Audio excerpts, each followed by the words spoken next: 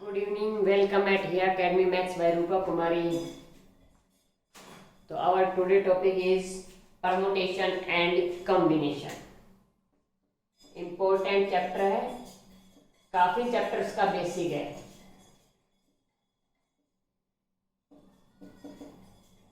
Written work is very less and speaking work is more. ठीक है, इसमें लिखने का काम कम होगा, बोलने का काम ज्यादा होगा. परमुटेशन और कॉम्बिनेशन काफी चैप्टर्स का बेसिक है. अब मेरे पास कमेंट्स आ रहे थे कि प्रोबेबिलिटी की ये वीडियोस बनाइए, लेकिन प्रोबेबिलिटी से पहले हमें परमुटेशन एंड कॉम्बिनेशन आना जरूरी है. प्रोबेबिलिटी से पहले हमें परमुटेशन एंड कॉम्बिनेशन आएगा तभी बाइनोमियल थ्योरम होगी. तो पहले मैं परमुटेशन एंड कॉम्बिनेशंस की चैप्टर्स कराऊंगी, उसके बाद में प्रोबेबिलिटी कराऊंगी. ठीक है, और लिमिट्स एंड कंटिन्यूटी हमारा साथ साथ चल ही रहा है. ठीक है, तो स्टार्ट करते हैं. अब देखो, मान लो आपके पास मैथ्स की, अभी आप पढ़ रहे हो तो आपके पास बहुत सारी बुक्स होंगी, मैथ्स की भी, हिंदी की भी, जीके की भी, रीजनिंग की भी, इंग्लिश की भी, बहुत सारी बुक्स हैं. और आपकी टेबल पर सारी ऐसे ऐसे है, डेली पढ़ी रख दी, डेली पढ़ा और रख दिया, डेली पढ़ा और रख दिया. तो क्या होगा,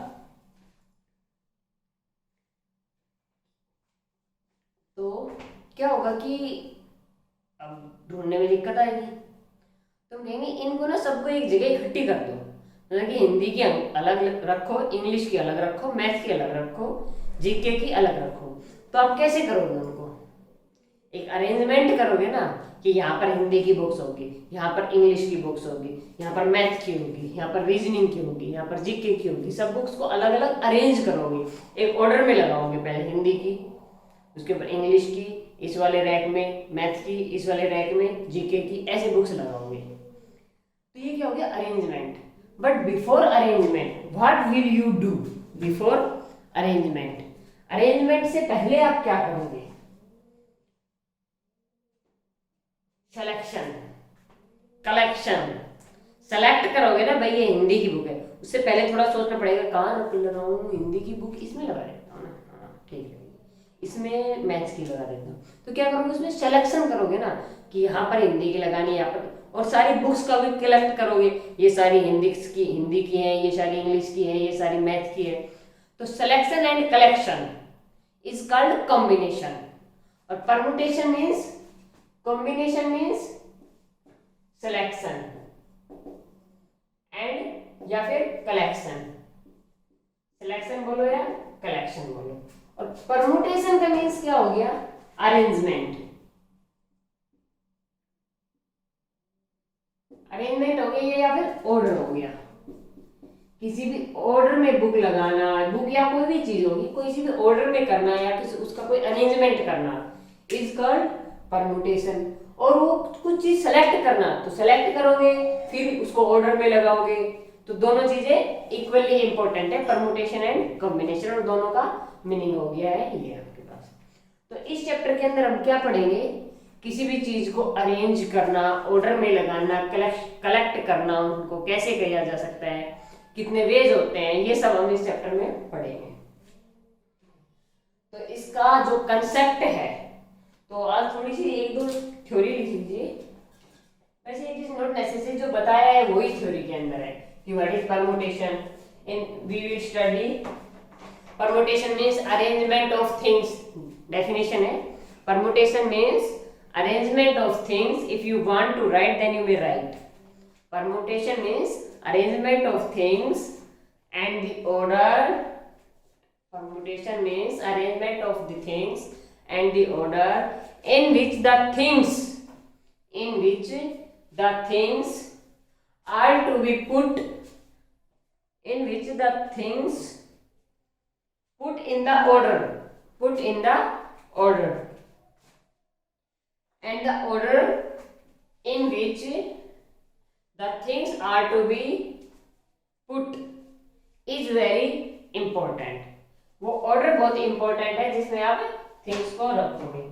and combination is nothing simply arrangement and combination is nothing simply selection and collection. ठीक है, इसके बाद जो इसका कंसेप्ट है, fundamental principle of counting. Fundamental principle of counting वो क्या है? फंडामेंटल प्रिंसिपल क्या है इसका? जिसका प्रिंसिपल है वो कहता है कि अगर हम if we will do a work in m ways, if we will do a work in m ways, first work is done by m ways, and और फिर दूसरा काम and the another work is done in n ways। अब हिंदी में बोल रही हूँ कि एक काम को हम m तरीके से करते हैं, फिर दूसरे काम को हम n तरीके से करते हैं, फिर मतलब मल्टीप्लाई। तो जो दोनों काम को हमने किया उसको कैसे किया? m इंटू n वेज, दोनों की क्या हो गई? Multiply. and the both of work is done in m into n ways। आगे समझे? एक काम को हम m तरीके से करते हैं, दूसरे काम को n तरीके से करते हैं, तो दोनों काम को कैसे किया? m इंटू n वेज से। अब इसके लिए आप क्वेश्चंस लीजिए।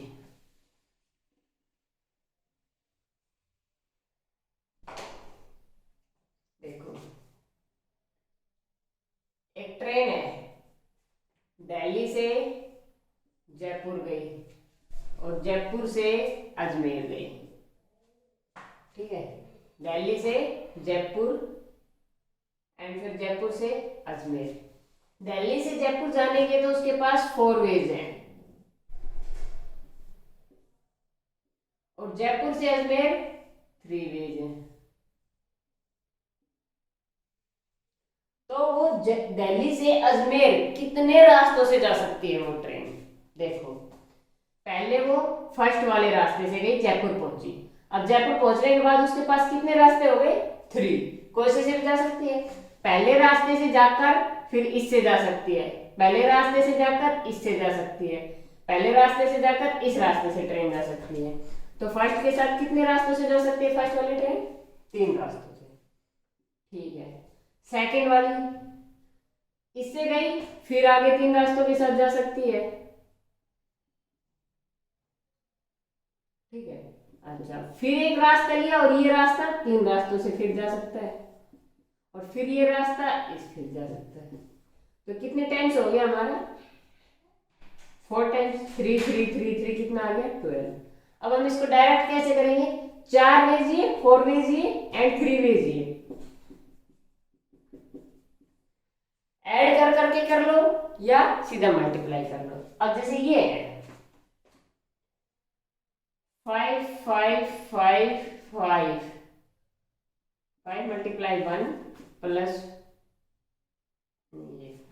ऐसे कर लो 5 प्लस 5 प्लस 5 प्लस 5 कितना आ गया? 20। या कितनी बार लिखा हमने? 4 टाइम्स। तो 5 मल्टीप्लाई 4 इज इक्वल टू 20। तो ऐड कर लो या मल्टीप्लाई कर लो। जैसे पेरीमीटर होता है, स्क्वायर का पेरीमीटर, 4 बार साइड्स को जो ऐड कर लो या 4 से साइड को मल्टीप्लाई कर लो, सेम थिंग साध्य है। ठीक है,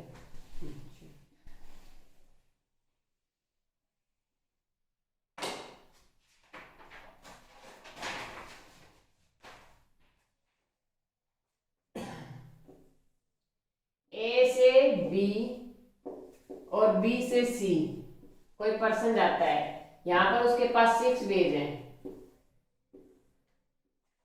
और बी से सी उसके पास 4 वेज हैं। ठीक है, अब वो ए से सी कितने तरीके से जा सकता है? 6 into 4 is equal to 24 ways. ठीक है, अब हम कहें कि ए से सी गया और सी से ए आया, ये तो था A to C. Second question, A to C और सी टू ए वापिस आया,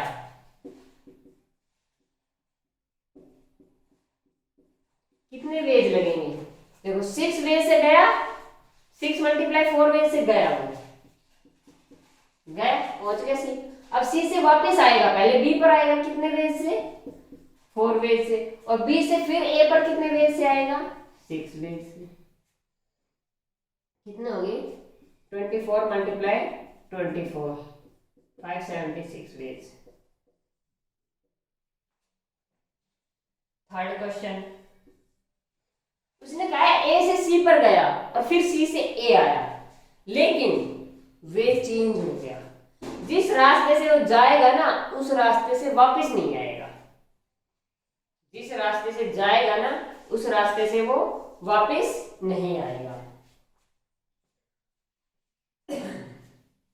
how many ways a person go to A to C and back from C to A, but the way is not same. But the way is not same. देखो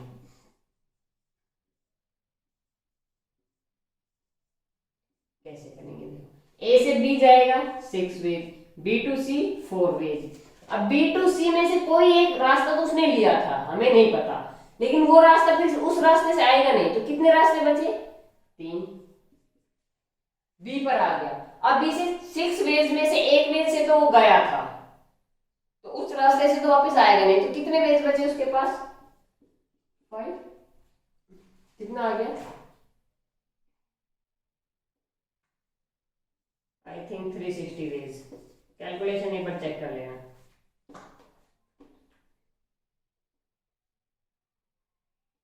सही है, 360 veg. आया समझ में? एक और क्वेश्चन ले लीजिए। हम गए मूवी देखने, कहाँ गए? मूवी देखने चले गए सारे। क्या हुआ? मूवी थिएटर इस टाइप से बना हुआ था,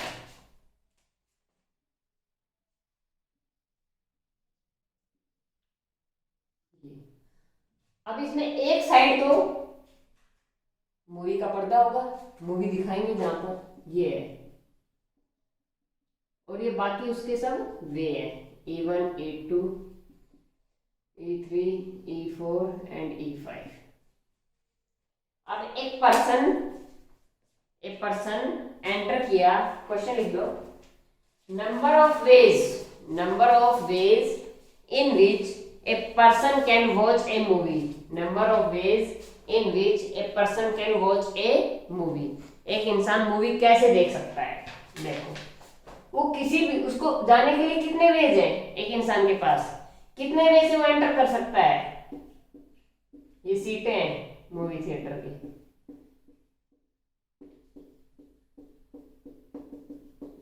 ठीक है। कितने वे से एंटर कर सकता है? किसी भी 5 रास्ते, किसी से भी जा सकता है। उसके पास कितने रास्ते ओपन है? 5। अब वापिस कहीं से भी आ सकता है, यहां से गया, यहां से निकल जाए, यहां से जाके यहां से निकल जाए, यहां से जाके यहां से निकल जाए, कहीं से भी निकल सकता है। तो कितने? 5 ओपन है उसके लिए, एंटर के लिए, और 5 एग्जिट के लिए ओपन है। कितने हो गए? 25 वे से वो मूवी देख के आ सकता है। हो गया। अब इसी का मैं सेकंड पार्ट करवा रही हूं। He cannot exit from the gate from which he entered. He cannot exit from the gate from which he entered. वो उस गेट से एग्जिट नहीं करेगा जिस गेट से उसने एंटर किया है। उस गेट से एग्जिट नहीं करेगा जिस गेट से उसने एंटर किया है। मान लो इससे एंटर किया है तो इससे एग्जिट नहीं करेगा किसी भी एक रास्ते से। तो एंट्री कितने रास्तों से हुई उसकी? 5 वेज। एंट्री के वेज तो 5 ही है, लेकिन 5 में से जिस में से गया उसमें से निकलेगा नहीं, तो एक रास्ता उसके लिए बंद हो गया। कितने ओपन है उसके लिए? 4। तो 20 वेज से मूवी देख के आएगा। आगे समझ में? अच्छा, अब एक और है,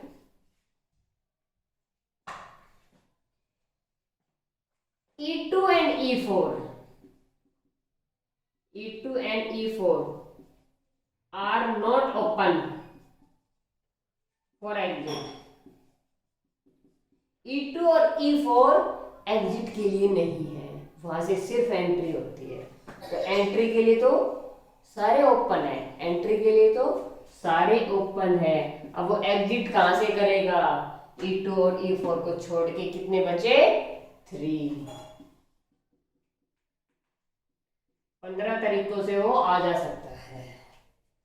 ये थे क्वेश्चन वेज पर।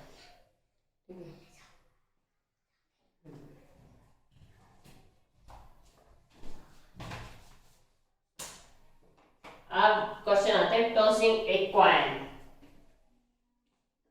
एक क्वाइन को क्या करेंगे हम? टॉस।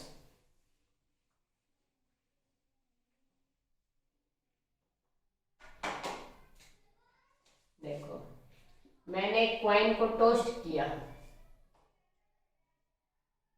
तो उसमें क्या आ सकते हैं? या तो हेड आएगा या टेल आएगा। दो चीजें आ सकती है, हेड या टेल। ठीक है, मैंने दो क्वाइन लिए तो एक साथ तो दोनों नहीं उछाले, पहले एक उछाला, उसमें हेड आया या टेल आया। फिर दूसरे में या तो हेड आएगा या टेल आएगा।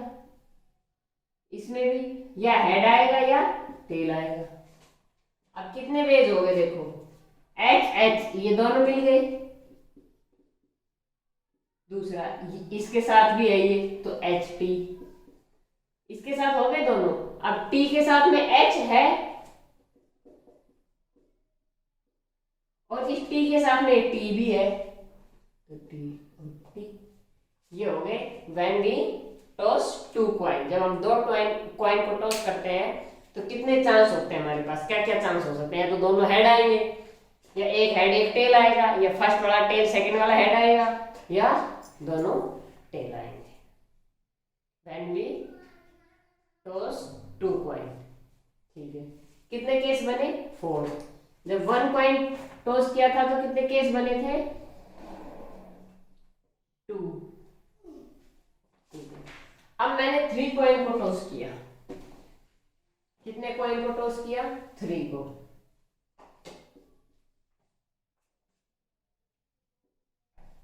3 क्वाइन को टॉस करूंगी तो क्या बनेगा?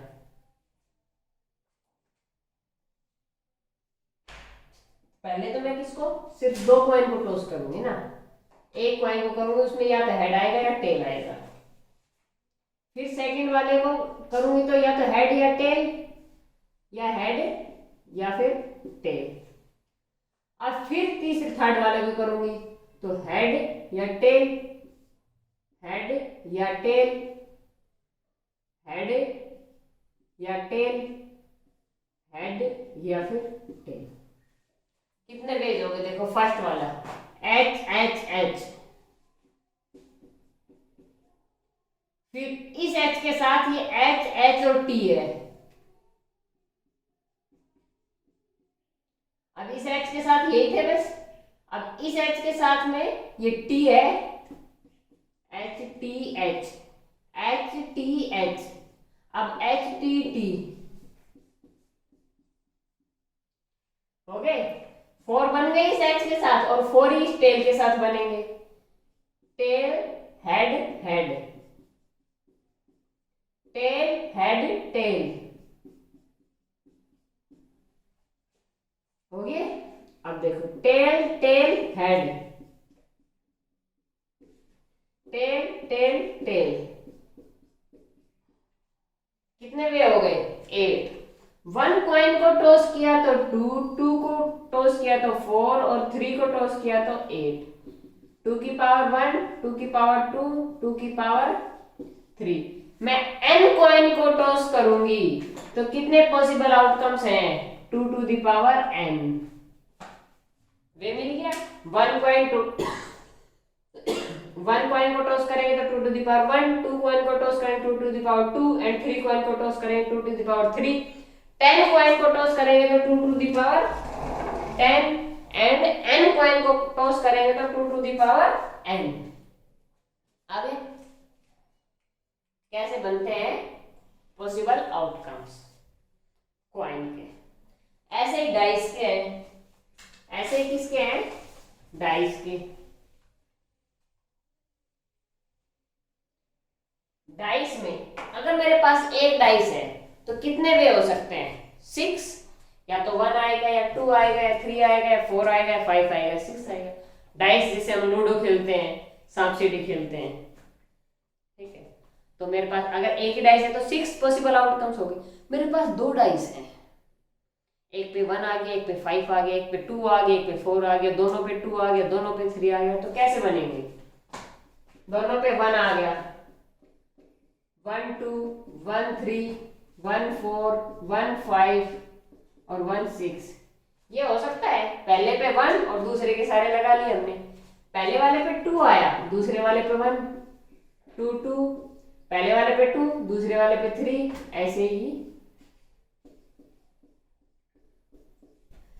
ही 3 1 3 2 3 3 3 6 4 1 4 2 4 3 4 5 4 6 5 1 5 2 5 3 5 4 5 5 5 6 एंड 6 1 6 2 6 6 6 6। ये हमारे पास कितने आउटकम्स हो गए? 36। तो देखो कॉइन के अंदर क्या था? 2 की पावर 1 2, 2 की पावर 2 4।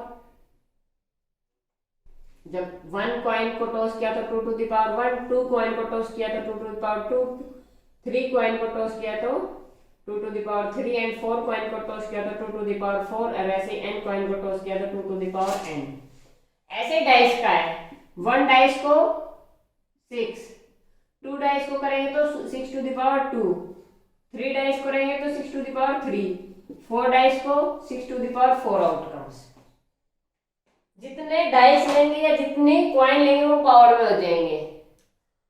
और कॉइन के लिए 2 होते हैं बेस, क्योंकि उस पर 2 ही पॉसिबिलिटी होती है, हेड या टेल। डाइस पे 6 होती है तो इसलिए 6 टू द पावर हो जाते हैं। जो हम ले रहे हैं कुछ भी लेंगे उसमें जितनी पॉसिबिलिटी होगी, उसमें जितनी पॉसिबिलिटी होगी वो बेस में रहेगा, और जितने लेंगे वो पावर में आ जाएगा, जितने लेंगे वो पावर में आ जाएगा, ठीक है ना। कोई कुछ भी ले लेना। अब एक question,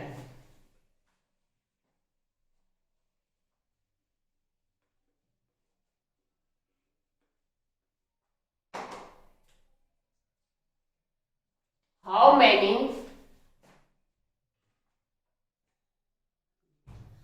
many car number plates, note कीजिए, how many car number plates can be made if each plate contains 2 different letters.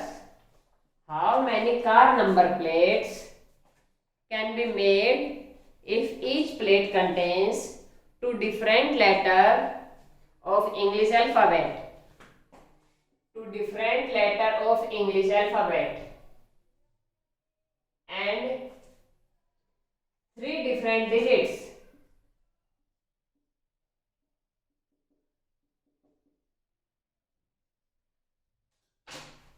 यहाँ पर डिफरेंट डिजिट्स होंगी। देखो अब कंडीशन ये, repetition is not allowed, repetition is not allowed. मान लो मैंने ए ले लिया तो यहाँ पर मैं ए नहीं ले सकती, ठीक है ना। तो इंग्लिश में कितने लेटर्स होते हैं, कितने अल्फाबेट होते हैं? 26। तो फर्स्ट वाले में 26 कुछ भी ले सकती हूँ 26 में से। अब सेकंड वाले में क्या लूंगी? इसमें से एक तो ले लिया 26 में से, तो कितने बचे? 25। और मैंने स्टार्टिंग में बताया था एक काम को हम n वे से करते हैं, दूसरे काम को हम n वे से करते हैं, तो दोनों काम को m इंटू n वे से करते हैं। अब डिजिट्स, डिजिट्स में यहां पर मैं कितने होते हैं number of digits? Infinite number of digits. Infinite is the number of digits 10 होते हैं, 0 to 9। तो कितनी पॉसिबिलिटी है? यहां पर हम 0 ले सकते हैं, जो कार के नंबर होते हैं उनमें 0 आ सकता है आगे, ठीक है ना, उनमें 0 आगे आ सकता है। वैसे तो किसी नंबर में 0 नहीं आ सकता ना आगे, लेकिन जो नंबर प्लेट होती है उसमें 0 होते हैं आगे।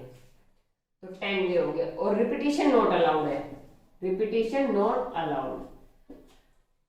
यहां पर कितने वे से करेंगे हम? फिर इसमें से एक आ चुका तो कितने बचे 9, 8। इनको क्या कर लो, मल्टीप्लाई कर लो, आंसर आ जाएगा। ठीक है, find number of 3 digits number using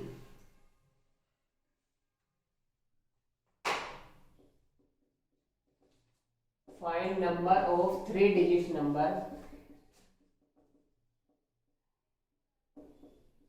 using 1 2 3 4 5। इनको यूज करके 3 डिजिट्स का नंबर बताना है। First, repetition allowed. B, repetition not allowed. First वाले में रिपीटेशन अलाउड है, सेकंड वाले में रिपीटेशन नॉट अलाउड है। अब देखो बनाओ, 3 डिजिट्स का बनाना है हमें। ये हो गया 3 डिजिट्स का नंबर। कितने डिजिट्स है टोटल 5, तो यहां पर मैं 5 वे से फिलिंग कर सकती हूँ। रिपीटेशन अलाउड है तो जो नंबर यहां आ चुका वो नंबर यहां आ सकता है, जो नंबर यहां आ चुका वो नंबर यहां आ सकता है। 7 7 7 हो सकते हैं, हो सकते हैं ना। तो यहाँ भी 5 वे से मैं फिलिंग कर सकती हूँ और यहाँ भी मैं 5 वे से फिलिंग कर सकती हूँ। तो रिपीटेशन अलाउड में कितने हो गए 125 वेज हो गए। ठीक है, रिपीटेशन नॉट अलाउड क्या करूंगी, यहां पर मैं 5 वे से फिलिंग कर दी मैंने। अब जो नंबर यहां आ चुका वो नंबर यहां नहीं आ सकता, जो नंबर यहां आ चुका वो नंबर यहां पर नहीं आ सकता। तो क्या आएगा 4 नंबर बचे। अब जो 2 नंबर यहां आ चुके वो यहां नहीं आएगा, तो कितने नंबर बचे 3। कितने आ गए 60 ways. Note down this question and then next question.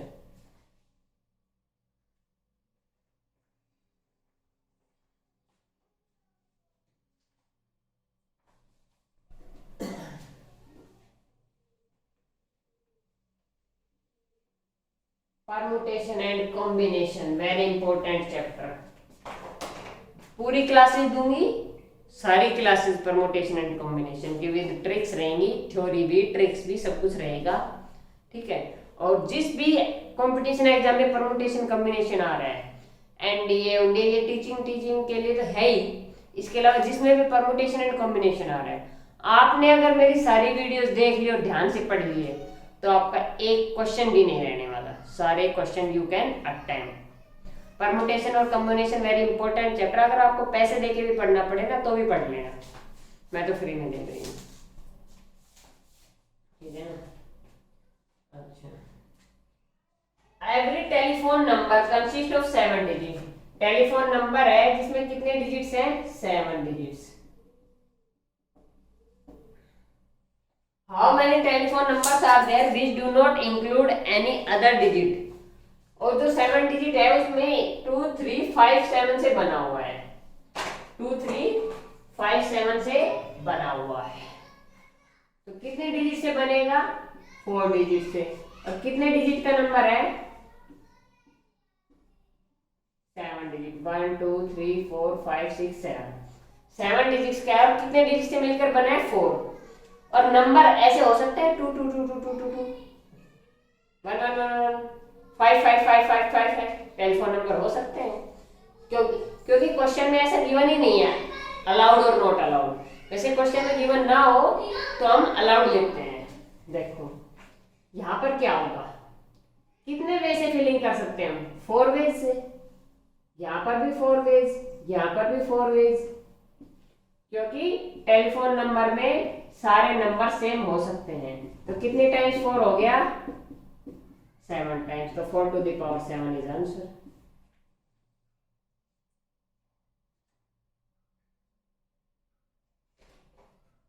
अब आया एक इंपॉर्टेंट क्वेश्चन, हो गया important question. How many veg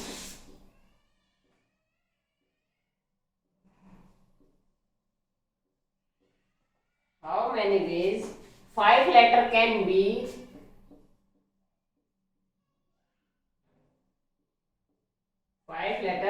be made if 3 different boxes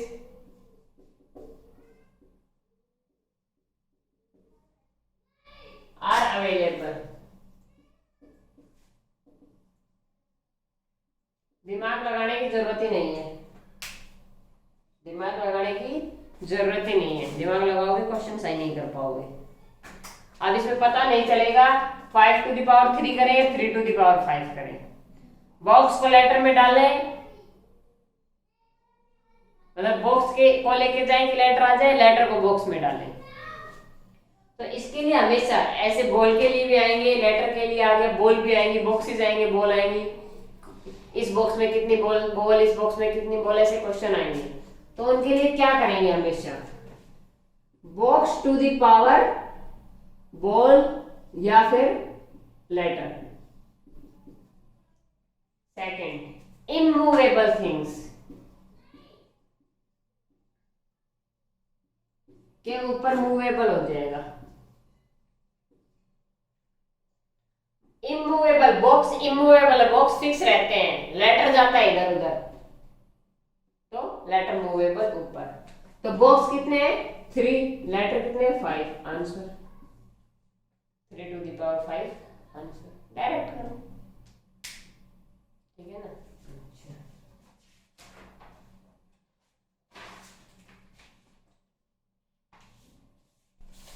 एक दो क्वेश्चन हो रहे हैं, उसके बाद आज का एंड कर देंगे, ठीक है ना।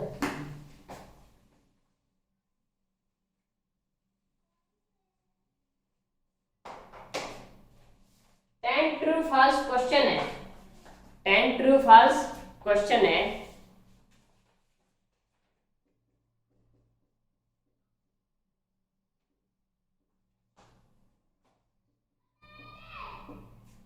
तो फर्स्ट, हाउ मैनी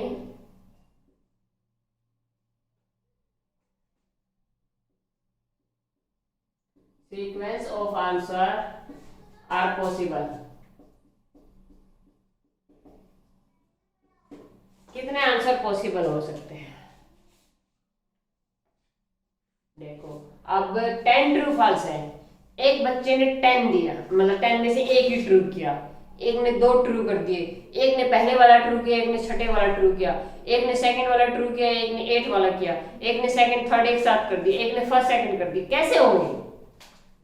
अब देखो कॉइन वाला किया था ना आपने, 1 coin 2 to the power 1, 2 coin 2 to the power 2, 3 coin 2 to the power 3, 4 coin 2 to the power 4।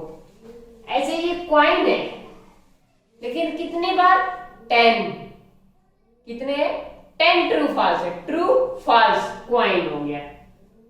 Coin में हेड टेल होता है, यहाँ पर ट्रू फॉल्स है। कॉइन में हेड टेल होता है तो हम 2 लेते हैं बेस, और जितनी बार होते हैं वो पावर हो जाता है। तो यहाँ पर क्या है, ट्रू फॉल्स 2 है तो बेस 2 हो गया, और कितनी बार, कितने क्वेश्चन है 10, तो answer is 2 to the power 10। Second question, number of veg right answer is given.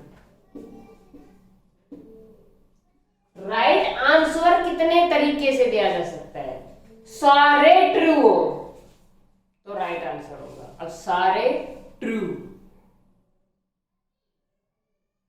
एक ही तरीका हो सकता है सारे ट्रू का, तो 1 में।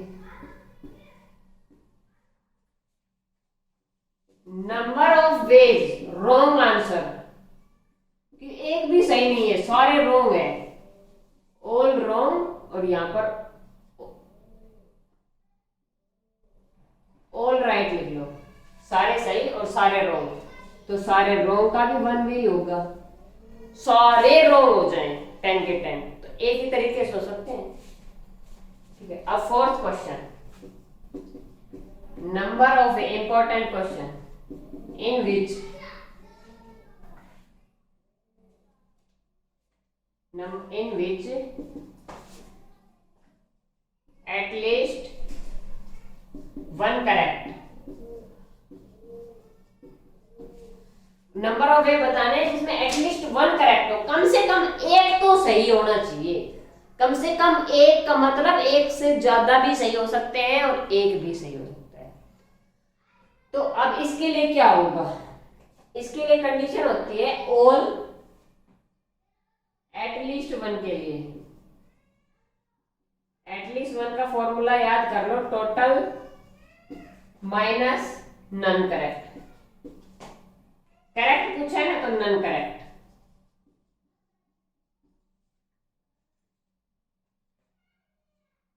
मतलब कि कम से कम एक तो सही हो, सारे भी सही हो सकते हैं। तो इसमें से कौन सा सिर्फ रोंग वाला, जिसमें सारे डब्ल्यू डब्ल्यू डब्ल्यू रोंग रोंग नहीं, एफ एफ एफ एफ सारे फाल्स हैं, वही हटेगा सिर्फ एक वाला। तो टोटल कितने हैं, 2 to the power 10 मतलब 1024। इसमें से नन करेक्ट, कोई भी सही नहीं है, रॉन्ग आंसर 1। कितना आ गया 1023। Note down this question.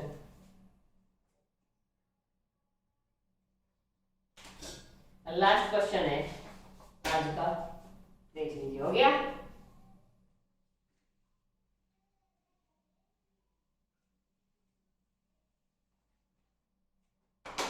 How many 4-digit even number can be made? How many 4 digit बनाने हैं इवन नंबर। किससे बनाने हैं, 0 1 2 3 4 5 6। फर्स्ट क्वेश्चन है रिपीटेशन अलाउड, सेकंड है रिपीटेशन नॉट अलाउड। 4 डिजिट बनाने हैं, 4 कॉलम बना लीजिए। बना लिया। अब इवन बनाने हैं तो लास्ट में 0 2 4 6 आएगा, फिक्स है, 4 वेज। ठीक है, हो गया 4 वेज। अब इसका रिपीटेशन अलाउड है, अलाउड है तो ये नंबर यहां आ सकता है, लेकिन 0 कभी भी फर्स्ट में नहीं आ सकता, 0 से कोई नंबर स्टार्ट नहीं होता है। तो 0 को छोड़कर कितने वेज बच गए, 6। रिपीटेशन अलाउड है तो यहां पर 7 और यहां पर 7 मल्टीप्लाई करना, आंसर आ जाएगा 4 वेज।